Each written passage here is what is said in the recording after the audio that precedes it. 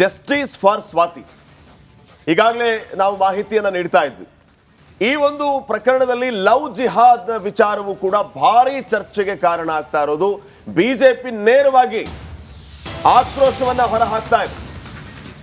ಇಡೀ ರಾಜ್ಯವನ್ನೇ ಈ ಸ್ವಾತಿ ಮರ್ಡರ್ ಕೇಸ್ ತಲ್ಲಣಗೊಳಿಸಿದೆ.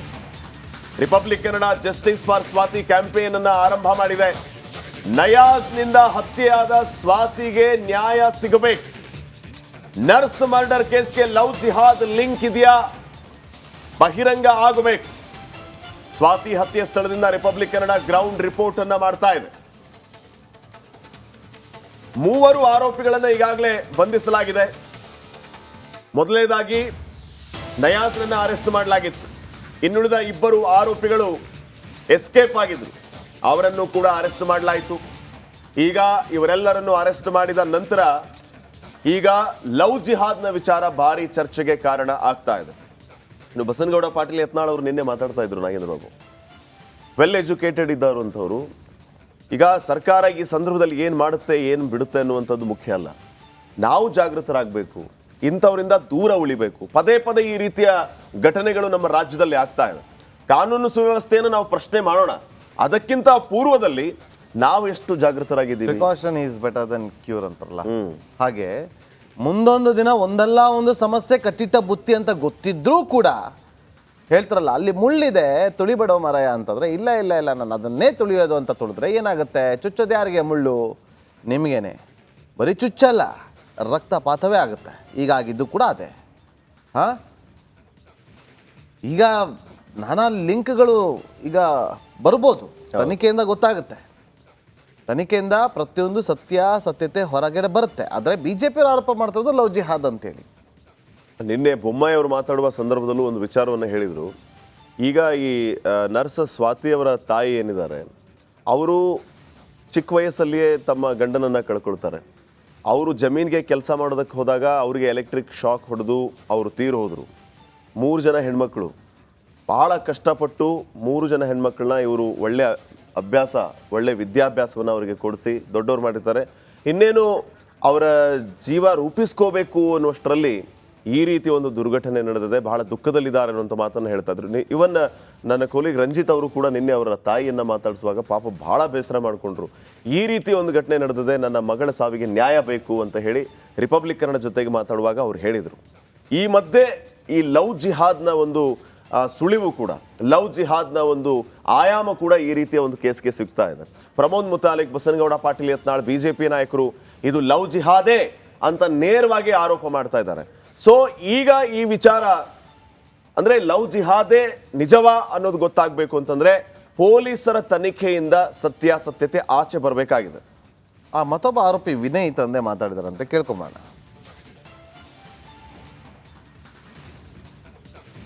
ಹಾವೇರಿಯ ಸ್ವಾತಿ ಕೊಲೆ ಪ್ರಕರಣದಲ್ಲಿ 3 ಹೆಸರು ಕೇಳಿಬಂದಿತ್ತು. ಅದರಲ್ಲಿ ನಯಾಜ್ ಕೊಲೆ ಮಾಡಿದ್ದಾರೆ ಅನ್ನುವ ಗಂಭೀರ ಆರೋಪ, ನಯಾಜ್ ಜೊತೆಗೆ ದುರ್ಗಾಚಾರ್ ಹಾಗೆ ವಿನಯ್ ಹೆಸರು ಕೂಡ ಕೇಳಿಬಂದಿತ್ತು. ಈಗ ನಾವು ವಿನಯ್ ಅವರ ತಂದೆ ತಾಯಿಯನ್ನು ಮಾತಾಡಿಸೋದಕ್ಕೆ ಅವರ ಮನೆಗೆ ಬಂದಿದ್ದೀವಿ. ಅವ್ರನ್ನ ಮಾತಾಡಿಸ್ತೀನಿ.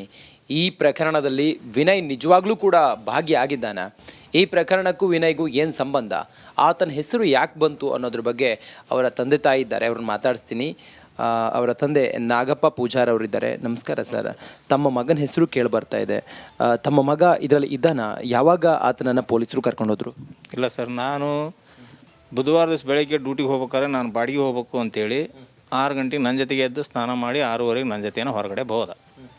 ಆವತ್ತಿಂದ ಮತ್ತು ನಾನು ತಿರ್ಗಿ ಸಾಯಂಕಾಲ ಅವನಿಗೆ ಇನ್ನೊಂದು ಬೆಳಗ್ಗೆ ಏನು ಹೇಳಿದ್ದೆ ಅಂದರೆ, ಬೆಳಿಗ್ಗೆ ಗುರುವಾರ ಬೆಳಿಗ್ಗೆ ನೀನು ಶಿವಮೊಗ್ಗ ಮಗಳಿಗೆ ಮೊಮ್ಮಗನಿಗೆ ಕರ್ಕೊಂಡು ಹಾಸ್ಪಿಟ್ಲಿಗೆ ಹೋಗಿ ತೋರ್ಸ್ಕೊಂಬರ್ಬೇಕು ಅಂತಂದು ಹೇಳಿ ತಾಕೀತು ಮಾಡಿ ಕಳಿಸಿದ್ದೆ. ಆಯ್ತು ಅಪ್ಪಾಜಿ ನಾನು ಬೆಳಿಗ್ಗೆ ಬಂದು ಕರ್ಕೊಂಡು ಹೋಗ್ತೀನಿ ಅಂತಂದು ಹೇಳಿದ್ದ. ಧಾರವಾಡಕ್ಕೆ ಹೋಗಿ ಬರ್ತೀನಿ ಮಧ್ಯಾಹ್ನಕ್ಕೆ ಅಂತಂದು ಹೇಳಿದ್ದ.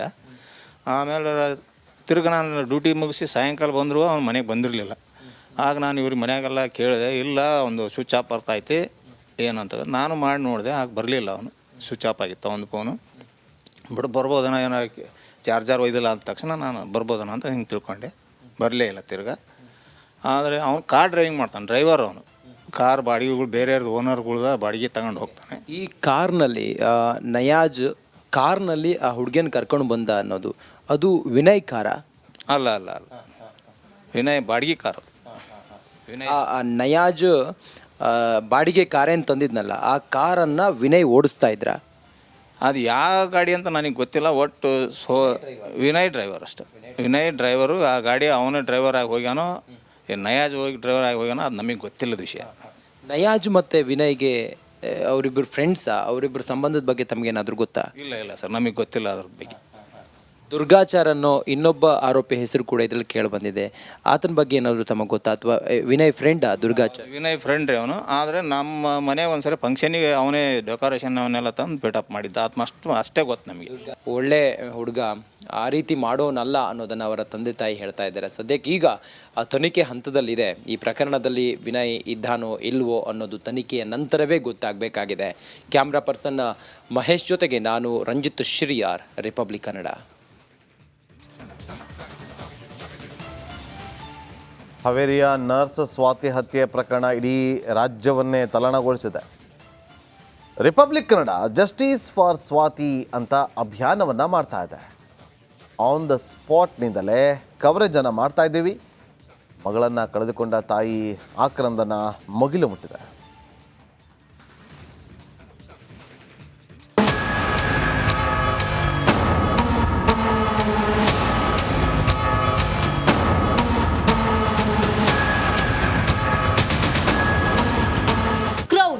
ಅಕ್ಷರಶಃ ರಣಕ್ರೌರ್ಯ. ಚಂದದ ಮುಖದ ಸ್ವಾತಿ ಕೊರಳಿಗೆ ಹಗ್ಗ ಬಿಗಿದು ಭೀಕರ ಹತ್ಯೆ. ಮಾರ್ಚ್ 6ರಂದು ನಡೆದ ಅಟ್ಟಹಾಸಕ್ಕೆ ಏಲಕ್ಕಿ ನಗರಿ ಹಾವೇರಿ ತರತರ ನಡುಗಿ ಹೋಗಿತ್ತು. ಮಗಳ ಫೋಟೋ ಹಿಡಿದು ತಾಯಿ ರೋದನೆ. ನನ್ನ ಮಗಳು ಯಾವ ಥರ ಅನುಭವ ನಾವು ಪಟ್ಲು ಅನ್ನೋದೇ ನಮಗೆ ಗೊತ್ತಾಗ್ತಿಲ್ಲ ಸರ್. ಅವ್ರು ಆ ಥರ ಮಾಡಾಕಿದ್ದಾರೆ ಸರ್ ಅವ್ರನ್ನ, ನನ್ನ ಮಗಳನ್ನ ಅಂತ ಯಾವ ಹೆಣ್ಮಕ್ಳಿಗೆ ಬರ್ತಾರೆ. ಈಗ ನಮಗೆ ಹೋಗೋಕ್ಕೆ ಎಷ್ಟು ಹೆದರಿಕೆ ಆಕತ್ ಗೊತ್ತಾ ಸರ್. ಮತ್ತೊಬ್ರು ನಾನಾಗಲಿ ಸರ್, ಮತ್ತೊಬ್ರು ಹೆಣ್ಮಕ್ಳು ಎಲ್ಲಿಗೆ ಹೋಗೋದಾದ್ರೆ ಹೆದರ್ತಾರೆ ಸರ್ ಪೆಟ್ಟು. ನನ್ನ ಮಗಳೇ ಆದಂಗೆ ಯಾರಿಗೂ ಆಗಬಾರ್ದ್ರೆ ಅನ್ನೇ ನಮಗೆ ನ್ಯಾಯ ದೊರಸ್ಕೊಡ್ಬೇಕು. ಚಂದದ ಮಗಳನ್ನ ಕಳೆದುಕೊಂಡ ತಾಯಿ ಶಶಿರೇಖರ ಕಣ್ಣೀರಿನ ಕಟ್ಟೆ ಹೊಡೆದು ಹೋಗಿದೆ. ಸ್ವಾತಿ ಫೋಟೋ ಹಿಡಿದು ನನ್ನ ಮಗಳ ಸಾವಿಗೆ ನ್ಯಾಯ ಕೊಡಿಸಿ ಅಂತ ಪರಿಪರಿಯಾಗಿ ಬೇಡಿಕೊಳ್ತಿದ್ದಾರೆ. ಥರ ಆಗಿ ಸಿಗ್ತಾಳೆ ಅಂತ ನನಗೆ ಗೊತ್ತಿದ್ದಿಲ್ರಿ ಸರ್. ನನ್ನ ಮಗಳು ಅದಳನ ಬರ್ತಾಳ ಅನ್ನೋದ್ರಾಗೆ ಇದ್ದೆ ಸರ್. ಎಲ್ಲ ಫ್ರೆಂಡ್ಸ್ ಮನೆಗೆ ಹೋಗಿ ಹೇಳೋಣ ಅಂತೇಳಿ ಬರ್ತಾಳನ ಅನ್ಕೊಂಡೆ ಸರ್. ಈ ಥರ ಆಗಿ ನನಗೆ ಸಿಗ್ತಾಳೆ ನನ್ನ ಮಗಳು ಅಂತ ನಮಗೆ ಶಾಕ್ ಆತ್ರ ಭಯಂಕರ. ಪೊಲೀಸ್ ಅಧಿಕಾರಿಗಳು ನಿಮ್ಮ ಮಗಳ ಇದು ಅಂಥೇಳಿ ಫೋಟೋ ತೋರಿಸಿದಾಗ ತಮ್ಮ ಕರುಳು ಬಳ್ಳಿ ಆ ಫೋಟೋದಲ್ಲಿ ನೋಡಿದಾಗ ತಮ್ಮ ಹೃದಯ ಒಡೆದೋಗಿರ್ಬೇಕಮ್ಮ. ನೋಡೋದಕ್ಕೆ ನಮಗೆ ಒಂಥರ ಶಾಕ್ ಆದ್ರು ಸರ್. ಇದು ನನ್ನ ಮಗಳು ಈ ಥರ ಆಗ್ಯಾಳ ಅಂತ ಅವ್ರು ಯಾವ ಥರ ಮಾಡ್ಯಾರಂದ್ರೆ ಅವ್ರಿಗೆ ಶಿಕ್ಷೆ ಕಠಿಣ ಶಿಕ್ಷೆ ಆಗ್ಬೇಕ್ರಿ ಸರ್. ಅವ್ರು ಯಾರಾಗಲಿ ಸರ್, ಅವ್ರಿಗೆ ಭಯಂಕರನ ಶಿಕ್ಷೆ ಆಗ್ಬೇಕು. ನನ್ನ ಮಗಳಿಗೆ ನ್ಯಾಯ ತರಿಸ್ಕೊಡಕ್ಕೆ ನಮಗೆ. ನರಭಕ್ಷಕ ನಯಾಜ್ ತಳಮಹಜ್.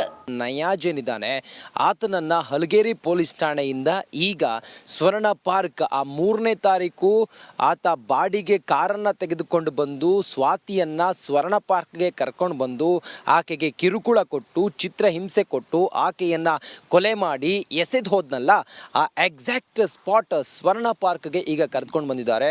ಒಳಗಡೆ ನೀವು ಗಮನಿಸ್ತಾ ಇದ್ದೀರಲ್ಲ, ಅಲ್ಲಿ ವಾಹನ ಇದೆ. ಆ ವಾಹನದಿಂದ ಆತನನ್ನ ಕೆಳಗಡೆ ಇಳಿಸ್ತಾ ಇದ್ದೀರಿ ನೋಡಿ. ಇವಾಗ ತೋರಿಸ್ತಾ ಇದೀವಲ್ಲ, ಎಕ್ಸಾಕ್ಟ್ ಕ್ಲೋಸ್ ವಿಜುವಲ್ ಅಂತ ತೋರಿಸ್ತಾ ಇದೀವಿ ನೋಡಿ. ನಯಾಜ್ನನ್ನ ಪೊಲೀಸರು ಕೈಯಲ್ಲಿ ಹಿಡ್ಕೊಂಡಿದ್ದಾರೆ. ಆತ ಘಟನೆ ಆದಂತಹ ಸ್ಥಳದ ವಿಜುವಲ್ ಅನ್ನ ಅಂದ್ರೆ ಏನಾಯ್ತು ಏನು ಎತ್ತ ಅನ್ನೋದನ್ನ ಪೊಲೀಸರಿಗೆ ವಿವರಿಸ್ತಾ ಇದ್ದಾನೆ. ಅಲ್ಲಿ ಸಿದ್ದೇಶ್, CPI ಸಿದ್ದೇಶ್ ಅವರ ನೇತೃತ್ವದಲ್ಲಿ ತನಿಖಾ ತಂಡ ಇದೆಯಲ್ಲ, ಅವರು ಆತನನ್ನ ವಿಚಾರಣೆ ಮಾಡ್ತಾ ಇದ್ದಾರೆ. ಮಹಜರಿನಲ್ಲಿ ಇದೇ ಸ್ಪಾಟ್ ಅಲ್ಲಿ 3ನೇ ತಾರೀಕು ಎಷ್ಟೊತ್ತಿಗೆ ಬಂದಾದ ನಂತರ ಎಲ್ಲಿ ಆತ ವಾಹನವನ್ನ ನಿಲ್ಲಿಸಿದ.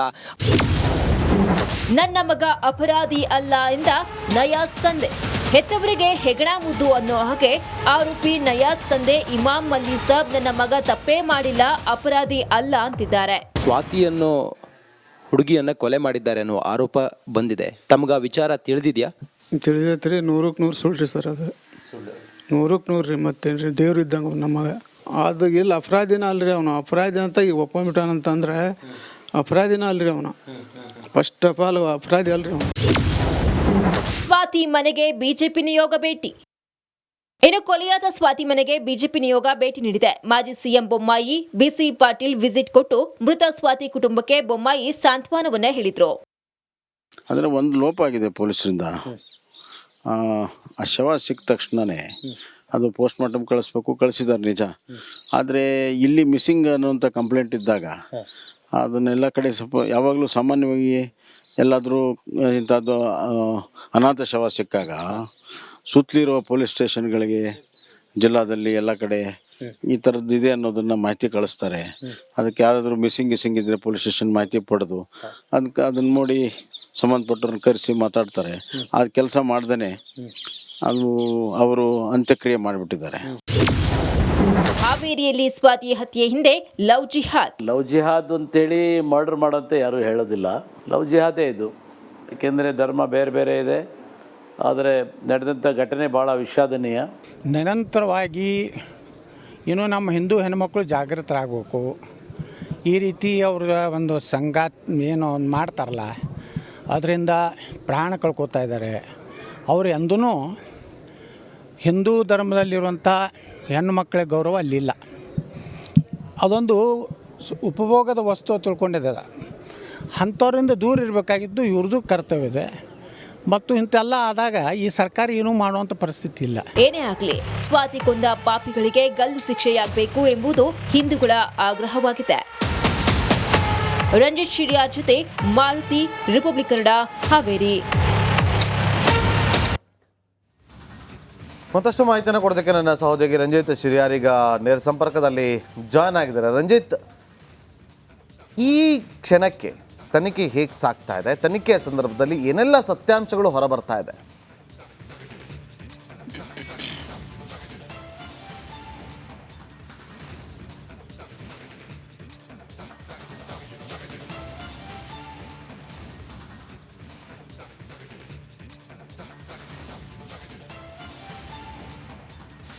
ನಾಗೇಂದ್ರ ಬಾಬು, ನೋಡಿ, ಸ್ವಾತಿ ಕೊಲೆ ಪ್ರಕರಣದಲ್ಲಿ ರಿಪಬ್ಲಿಕ್ ಕನ್ನಡ ಇನ್ವೆಸ್ಟಿಗೇಷನ್ ಹೇಗಿರುತ್ತೆ ಅನ್ನೋದನ್ನು ನಾವು ನೋಡಿ, ಈ ಪ್ರಕರಣದಲ್ಲಿ ಹೇಗಿರುತ್ತೆ, ಪೊಲೀಸರು ಅವ್ರದ್ದೇ ಆಯಾಮದಲ್ಲಿ ತನಿಖೆಯನ್ನು ಮಾಡ್ತಾ ಇದ್ದಾರೆ. ನಾವು ನಮ್ಮದೇ ಸೋರ್ಸ್ ಹಾಗೆ ಕೆಲವು ಎವಿಡೆನ್ಸ್ಗಳು ಮತ್ತು ಆ ಸ್ಪಾಟ್ ವಿಸಿಟ್ ಮಹಜರು ಮತ್ತೊಂದು ಆ ಮೂಲಕ ಒಂದಿಷ್ಟು ಮಾಹಿತಿಯನ್ನು ಕಲೆ ಹಾಕ್ತಾ ಇದ್ದೀವಿ. ಅಲ್ಲಿ ನಮಗೆ ಬಂದಿರುವಂಥ ಮಾಹಿತಿ ಅಂತ ಹೇಳಿದರೆ ಭಾಳ ಪ್ರಮುಖವಾಗಿ ನೋಡಿ, ನಿನ್ನೆ ಮಹಜರಿಗೆ ಕರ್ತ್ಕೊಂಡು ಬಂದಿದ್ರು ನಯಾಜ್ ಆರೋಪಿಯನ್ನು, ಈ ಸ್ವಾತಿಯನ್ನು ಕೊಲೆ ಮಾಡಿದ್ದಾನೆ ಅನ್ನುವ ಪ್ರಮುಖ ಆರೋಪಿ ನಯಾಜ್ನನ್ನು ಮಹಜರಿಗೆ ಕರ್ಕೊಂಡು ಬಂದಂಥ ಸಮಯದಲ್ಲಿ ಆ ಸ್ಪಾಟ್ ಸ್ವರ್ಣ ಪಾರ್ಕ್ ಏನಿದೆಯಲ್ಲ, ಸ್ವರ್ಣ ಪಾರ್ಕ್ನಲ್ಲಿ ಮಹಜರಿಗೆ ಕರ್ಕೊಂಡು ಬರ್ತಾರೆ. ಆತನ ಜೊತೆಯಲ್ಲಿ ದುರ್ಗೇಶ್ ಆಚಾರ್ ಮತ್ತು ವಿನಯ್ ಕೂಡ ಇದ್ರು ಅನ್ನೋದ್ರ ಬಗ್ಗೆ ಉಲ್ಲೇಖ ಇತ್ತು. ಮತ್ತು ಕೆಲವು ಆಧಾರಗಳು ಆ ರೀತಿಯಾಗಿ ಅವರಿದ್ರು ಅನ್ನೋದನ್ನು ಸಾರಿ ಹೇಳ್ತಾ ಇತ್ತು. ಆದರೆ ಸ್ಪಾಟ್ ಮಹಜರಿಗೆ ಕರ್ಕೊಂಡು ಬಂದಿದ್ರು. ಆದರೆ ನಯಾಜ್ನನ್ನು ಮಾತ್ರ ಕರ್ಕೊಂಡು ಬಂದು ಅವರಿಬ್ಬರು ಆರೋಪಿಗಳನ್ನು ಕರ್ಕೊಂಡು ಬಂದಿರಲಿಲ್ಲ. ಇದು ಅನುಮಾನ ನಂಬರ್ 1. ಮತ್ತೊಂದು, ಈಗ ಈ ಸ್ವಾತಿಯ ಮೊಬೈಲ್ ಎಲ್ಲಿ ಹೋಯಿತು ಅನ್ನೋದು 3ನೇ ತಾರೀಕು 4 ಗಂಟೆವರೆಗೂ ಕೂಡ ಸ್ವಾತಿ ಆಕೆಯ ತಾಯಿ ಜೊತೆಯಲ್ಲಿ, ಶಶಿರೇಖಾ ಜೊತೆಯಲ್ಲಿ ಮಾತುಕತೆ ಮಾಡ್ತಾ ಇದ್ರು. ಸಂಜೆ ಹೊತ್ತಿಗೆ ನಾನು ಬಂದ್ಬಿಡ್ತೀನಿ ಮನೆಗೆ ಅಂತೇಳಿ ಹೇಳ್ತಾ ಇದ್ರು. ಆದರೆ ಆ ನಂತರ ಆಕೆ ಮೊಬೈಲ್ ಎಲ್ಲಿ ಹೋಯ್ತು ಅನ್ನೋದ್ರ ಬಗ್ಗೆ ಅನುಮಾನ ಖಂಡಿತವಾಗ್ಲೂ ಕೂಡ ಇದೆ. ಇನ್ನೊಂದು ಅನುಮಾನ ಅಂತ ಹೇಳಿದ್ರೆ ನೋಡಿ, ಈ ಸ್ವಾತಿಯ ಮೃತದೇಹ ಇತ್ತಲ್ಲ, ಅದು ಡಿಕಂಪೋಸ್ ಆಗಿತ್ತು ನೀರಿನಲ್ಲಿ. 4 ದಿನ ಇತ್ತು. ಅದು ತುಂಗಭದ್ರಾ ನದಿಯಲ್ಲಿ ತೇಲ್ಕೊಂಡು ಬಂತು. ಆನಂತರ ಫತ್ತೇಪುರದಲ್ಲಿ ಆಕೆಯ ಬಾಡಿ ಪತ್ತೆ ಆಯ್ತಲ್ಲ, ಆ ನಂತರ ನೆಕ್ಸ್ಟ್ ಡೇ 7ನೇ ತಾರೀಕು ಅದು ಸ್ವಾತಿ ಅನ್ನೋದು ಮನೆಯವರು ಐಡೆಂಟಿಫೈ ಮಾಡ್ತಾರೆ. ಮಿಸ್ಸಿಂಗ್ ಕಂಪ್ಲೇಂಟ್ ಆಗುತ್ತೆ. ಆನಂತರ ಆ ಬಾಡಿಗೂ ಮತ್ತೆ ಇವರ ಮನೆಯ ಸ್ವಾತಿ ಅನ್ನೋದು ಏನು ಸಿಮಿಲರ್ ಆದ ಕಾರಣ ಅದು ಸ್ವಾತಿ ಬಾಡಿ ಅಂತೇಳಿ ಗೊತ್ತಾದ ತಕ್ಷಣ ಇವರು ಫೋಟೋ ತೋರಿಸಿ ಐಡೆಂಟಿಫೈ ಮಾಡ್ತಾರೆ. ಆದರೆ 6ನೇ ತಾರೀಕು ಬಾಡಿ ಸಿಕ್ಕ ರಾತ್ರಿಯೇನೆ ಆಕೆಯ ದೇಹವನ್ನು ದಫನ್ ಮಾಡ್ತಾರೆ. ಅಷ್ಟು ತರಾತುರಿಯಲ್ಲಿ ಯಾಕೆ ದಫನ್ ಮಾಡಿದ್ರು? ಕೆಲವು ಕ್ರೈಮ್ ಎವಿಡೆನ್ಸ್ಗಳಿತ್ತಲ್ಲ, ಕೆಲವು ಅಲ್ಲಿ ಆ ದೇಹದಲ್ಲಿ ಇದ್ದಂಥ ಗುರುತು, ಆಕೆ ದೇಹದ ಮೇಲೆ ಇದ್ದಂಥ ಗಾಯಗಳು, ಆಕೆಯ ಕುತ್ತಿಗೆಯನ್ನು ಅವಳು ಹಾಕಿದಂಥ ವೇಲ್ನಿಂದ ಬಿಗಿದು ಕೊಂದಿದ್ರು ಅನ್ನೋದೆಲ್ಲವೂ ಕೂಡ ನಯಾಜ್ ಏನು ಒಪ್ಕೊಂಡಿದ್ದ. ಈ ಕುರಿತಾಗಿ ದೃಢವಾದಂಥ ಸಾಕ್ಷಿಗಳ ಕೆಲವು ಆಕೆಯ ದೇಹ ಸಿಕ್ಕಾಗ ಅದನ್ನು ಐಡೆಂಟಿಫೈ ಮಾಡ್ಬೋದಾಗಿತ್ತು. ಆದರೆ ಅಲ್ಲಿ ಕೆಲವು ಲೋಪದೋಷ ಆಗಿತ್ತು ಅನ್ನೋದು. ನಿನ್ನೆ ಬಸವರಾಜ ಬೊಮ್ಮಾಯಿ ಅವರು ಸ್ವಾತಿಯವರ ಮನೆಗೆ ಬಂದಿದ್ದರು. ಸ್ವಾತಿಯವ್ರ ಮನೆಗೆ ಬಂದು ಶಶಿರೇಖಾ ಅವ್ರ ಜೊತೆಗೆ ಮಾತಾಡಿ ಆನಂತರ ರಿಪಬ್ಲಿಕ್ ಕನ್ನಡಕ್ಕೆ ಮಾತ್ರ ಅವರು ರಿಯಾಕ್ಟ್ ಮಾಡ್ತಾ ಹೇಳ್ತಾ ಇದ್ರು, ಪೊಲೀಸರ ಕೆಲವು ಲೋಪದೋಷಗಳು ಇಲ್ಲಿ ಎದ್ದು ಕಾಣ್ತಾ ಇದೆ. ಇದು ಲವ್ ಜಿಹಾದ್ ಅನ್ನೋ ರೀತಿಯಲ್ಲಿದೆ. ಆದರೆ ಕೆಲವು ಹಿಂದೂ ಹುಡುಗರು ಕೂಡ ಈ ಕೊಲೆಯಲ್ಲಿ ಭಾಗಿಯಾಗಿದ್ದಾರೆ ಅನ್ನೋದು ಈಗ ಮೇಲ್ನೋಟಕ್ಕೆ ತಿಳಿದಿರೋದ್ರಿಂದಾಗಿ ಬಹುಶಃ ಇದು ಯಾವ ರೀತಿ ಅನ್ನೋದು ತನಿಖೆ ನಡೀತಾ ಇದೆ. ಸದ್ಯಕ್ಕೆ ಕೆಲವು ಸಾಕ್ಷಿಗಳು ನಾಶ ಆಗಿದೆ ಅನ್ನೋದ್ರ ಬಗ್ಗೆಯೂ ಕೂಡ ಇಲ್ಲಿ ಹೇಳ್ತಾ ಇದ್ರು. ಸದ್ಯಕ್ಕೆ ಇವತ್ತು ಕೂಡ ನಾವು ಆ ಫತ್ತೇಪುರದ ಆಕೆ ಬಾಡಿ ಸಿಕ್ತಲ್ಲ, ಆ ಸ್ಪಾಟ್ಗೆ ಹೋಗ್ತಾ ಇದ್ದೀವಿ. ಇನ್ನೇನು ಕೆಲವೇ ಕಿಲೋಮೀಟರ್ ದೂರದಲ್ಲಿ ಫತ್ತೇಪುರ ನೋಡಿ. ಈ ಮಾರ್ಗವಾಗಿ ಹೋಗ್ಬೇಕು. ಹಲಗೇರಿಯಲ್ಲಿದ್ದೀವಿ ನಾವು. ಹಲಗೇರಿ ಪೊಲೀಸ್ ಠಾಣೆಯ ಪಕ್ಕದಲ್ಲಿದ್ದೀವಿ, ಫತ್ತೇಪುರಕ್ಕೆ ಹೋಗ್ತೀವಿ, ಆನಂತರ ಆಕೆಯನ್ನು ದಫನ್ ಮಾಡಿರುವಂಥ ಜಾಗಕ್ಕೂ ಕೂಡ ಹೋಗ್ತೀವಿ. ಇನ್ನು ವಿನಯ್ ಮತ್ತು ದುರ್ಗಾಚಾರ್ ಈ ಇಬ್ಬರು ಆರೋಪಿಗಳು ನಯಾಜ್ ಜೊತೆಯಲ್ಲಿದ್ರಲ್ಲ, ನಯಾಜ್ ಸ್ನೇಹಿತರು ಅನ್ನೋದ್ರ ಬಗ್ಗೆ ಮಾಹಿತಿ ಸಿಕ್ಕಿದೆ. ಈ ಹೋರಿಯನ್ನು ಹಿಡಿಯುವಂತಹ ಈ ಹುಚ್ಚು ಈ ನಯಾಜ್ಗೇನಿತ್ತು, ಆ ನಯಾಜ್ ಮೇಲಿನ ಹುಚ್ಚು ಸ್ವಾತಿಗೇನಿತ್ತು, ಆ ಸ್ವಾತಿ ನಯಾಜ್ ಬೇಕು ಅನ್ನೋ ಕಾರಣಕ್ಕೋಸ್ಕರ ಆತನ ಬಳಿಗೆ ಹೋಗ್ತಾಳೆ. ಆತ ಸ್ವಾತಿ ನನಗೆ ಬೇಡ ಅಂಥೇಳಿ ಆಕೆಯನ್ನು ಕೊಲೆ ಮಾಡ್ತಾರೆ. ಅದೆಲ್ಲವೂ ಕೂಡ ನಮ್ಗೆ ಗೊತ್ತಿರುವಂಥ ವಿಚಾರ. ಆದರೆ ಮುಂದುವರೆದು ನಡೆದಂಥ ತನಿಖೆಯ ಭಾಗ, ಆನಂತರ ಕೆಲವೊಂದಿಷ್ಟು ಲೋಪದೋಷಗಳು, ಆನಂತರ ದಫನ್ ಮಾಡಿರೋದು, ಆಕೆಯ ಮೊಬೈಲ್, ಇದೆಲ್ಲವೂ ಕೂಡ ಪ್ರಮುಖವಾದಂಥ ಸಾಕ್ಷಿ ಆಗುತ್ತೆ. ಈ ನಿಟ್ಟಿನಲ್ಲಿ ರಿಪಬ್ಲಿಕ್ ಕನ್ನಡ ಆನ್ ಗ್ರೌಂಡ್ ಎಲ್ಲಿ ಡೆತ್ ಆಯಿತು, ಎಲ್ಲಿ ಕರ್ಕೊಂಡು ಬಂದರು, ಬಾಡಿಯಲ್ಲಿ ದಫನ್ ಮಾಡಿದರು, ಆನಂತರ ಬಾಡಿಯಲ್ಲಿ ಸಿಕ್ತು, ಇದೆಲ್ಲವನ್ನು ಕೂಡ ಇನ್ ಡೆಪ್ತ್ ಆಗಿ ಜನರಿಗೆ ತಿಳಿಸುವಂಥ ಪ್ರಯತ್ನವನ್ನು ಮಾಡ್ತಾ ಇದ್ದೀವಿ. ಸದ್ಯಕ್ಕೆ ಈ ಪ್ರಕರಣ ನಾನಾ ಆಯಾಮಗಳಲ್ಲಿ ತನಿಖೆ ನಡೀತಾ ಇದ್ರೆ ಒಂದೊಂದು ರೀತಿಯಲ್ಲಿ ಸ್ಫೋಟಕ ವಿಚಾರಗಳು ಬಯಲಾಗ್ತಾ ಇದೆ. ಇಡೀ ರಾಜ್ಯವೇ ಇದೊಂದು ರೀತಿಯಲ್ಲಿ ಬೆಚ್ಚಿ ಬಿದ್ದಂಥ ಪ್ರಕರಣ. ಯಾಕಂತ ಹೇಳಿದರೆ ಹಾಡ ಹಗಲೇ ಓರ್ವ 22 ವರ್ಷದ ನರ್ಸ್ ಆಕೆಯನ್ನು ತುಂಗಭದ್ರಾ ನದಿಯಲ್ಲಿ ಎಸೆದು ಆಕೆಯ ಬಾಡಿ 3 ದಿನ ಆದಮೇಲೆ ಸಿಗುತ್ತೆ. ಇದೆಲ್ಲವೂ ಕೂಡ ಹಾವೇರಿಗೆ ಒಂದು ರೀತಿಯಲ್ಲಿ ಆತಂಕ.